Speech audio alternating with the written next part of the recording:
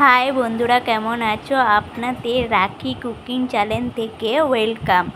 আজকে একটি দারুণ স্বাদের একটি রেসিপি বানাবো। রেসিপিটা আপনারা খুব সুন্দর করে ভালো করে শেষ পর্যন্ত দেখবেন।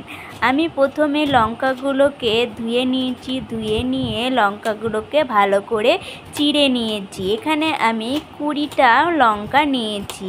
এখানে আমি একটি পেঁয়াজ নিয়েছি। পেঁয়াজটাকে খুব সুন্দর করে কুচি কুচি করে কেটে নিয়েছি। এবার আমি এখানে 3খানা রসুন দিয়েছি।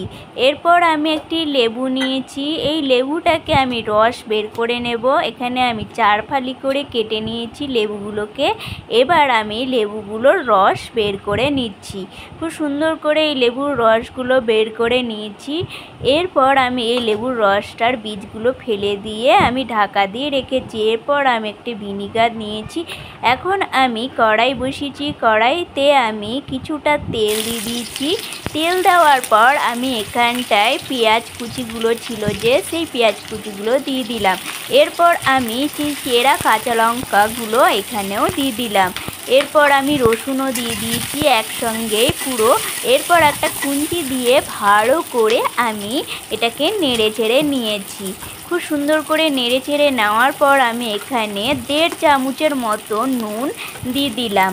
এরপর আমি এখানে সামান্য একটু হলুদ দিয়ে দিলাম। এরপর আমি এখানে ভালো করে সুন্দর করে নেড়ে চেড়ে নিচ্ছি। এই দেখো, খুব সুন্দর করে নেড়ে চেড়ে নিচ্ছি। এই রেসিপিটা খেতেও খুব স্বাদ এবং টেস্টি। এখানে আমি ভিনিগার দিয়ে দিলাম। ভিনিগার দেওয়ার পর আমি এখানটায় খুব সুন্দর করে নেড়ে চেড়ে নিয়ে ভালো করে ভেজে নিয়ে তুলে নিয়েছি। এরপর আমি একটি মিক্সার নিয়েছি। মিক্সারে আমি খুব সুন্দর করে গ্রেট করে নেব, মানে মিক্সচার করে নেব।